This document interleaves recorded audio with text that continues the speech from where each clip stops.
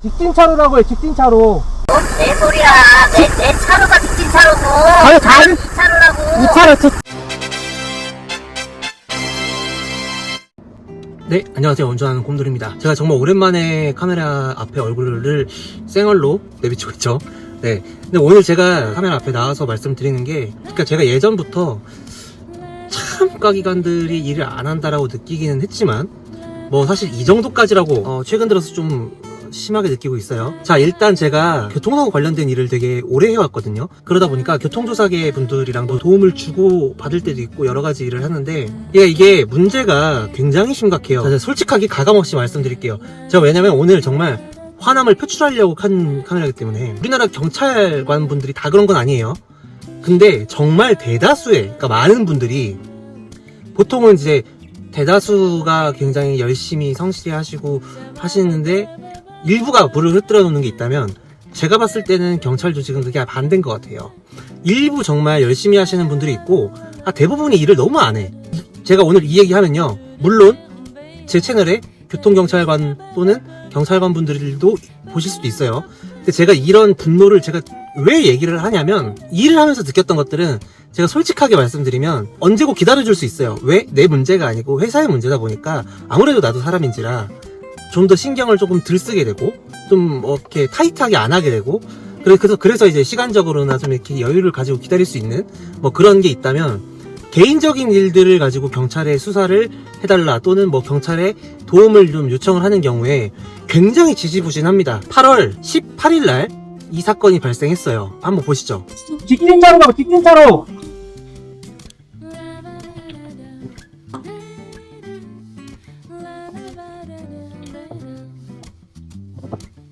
직진차로라고 해, 직진차로. 내 소리야. 내 차로가 직진차로고. 아니, 다른 차로라고. 근데 이 사건이 왜 발생했냐면, 같은 날 바로 직전 교차로에서, 영상을 또 보여드릴게요.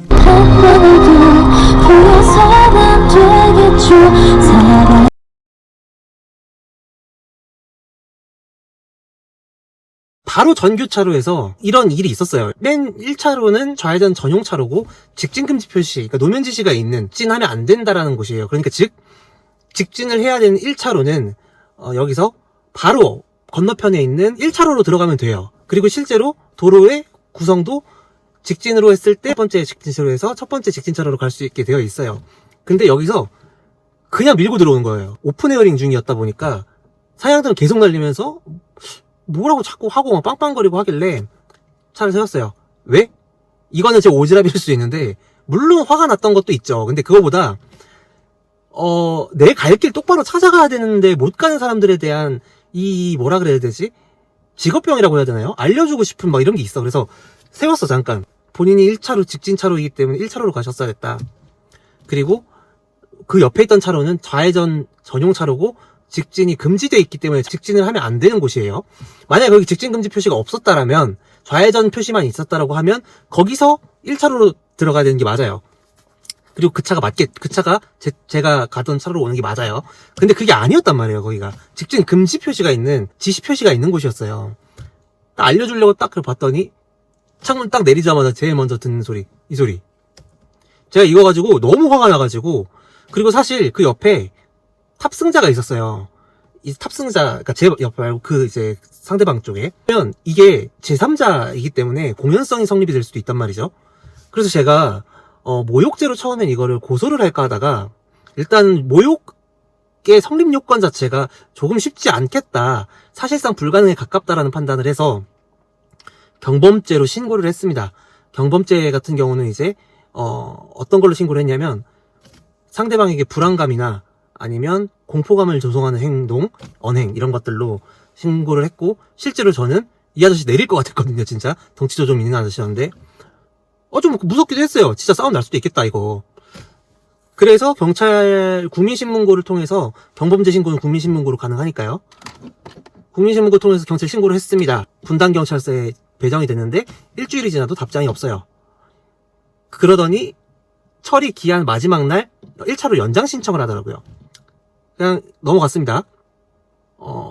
연장 신청이 됐는데도 불구하고 그 연장 처리 기한까지 거의 다 왔는데 아무런 조치가 없길래 제가 전화를 해서 담당자한테 물어봤어요. 그랬더니 하는 얘기가, 자기들은 수사할 권한이 없다는 거야. 아니, 이게 수사과로 배정이 돼서 수사기관에서 수사과로 배정이 되는데 본인들이 수사 권한이 없다.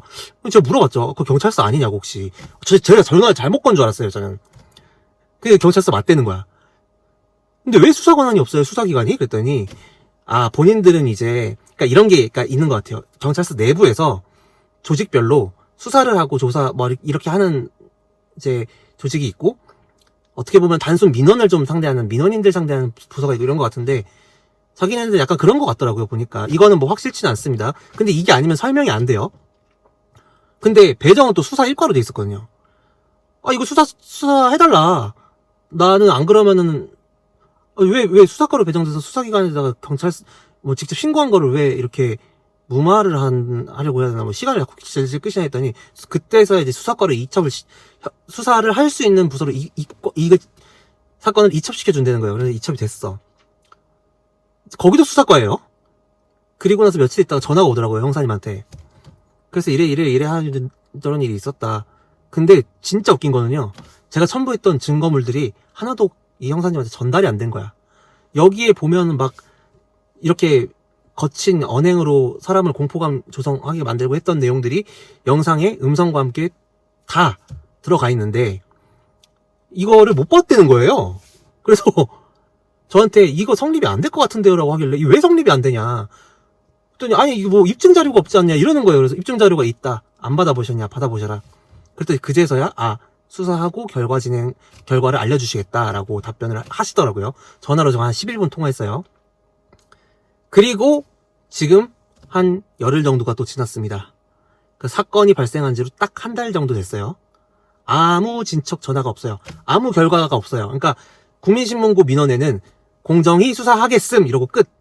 그리고 나서 수사관님이 전화 와가지고 저한테 했던 얘기는 결과를 알려주겠다. 결과 안 알려주고 있어요.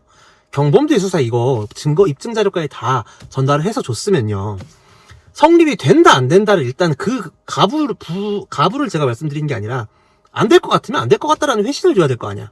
그럼 내가 현장에, 제가 그랬어요. 이거 안 될 것 같으면, 입증 자료가 보고서도 안 되실 것 같으면 얘기를 해달라.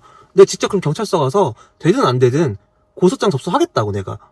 근데 이게 솔직히 좀 귀찮은 일이거든요, 경찰 입장에서는. 왜냐면 사건 접수가 하나 오는 거니까. 그래서 그걸 알고 있었어요. 솔직히 알고 얘기를 한 거예요. 그러니까 어지간하면 경범죄 그냥 이거 수사하시면 되잖아요. 왜냐면 제가 차량 번호도 보내드렸지, 영상도 보내드렸지, 사건 내용 육하원칙에 따라서 보내드렸지.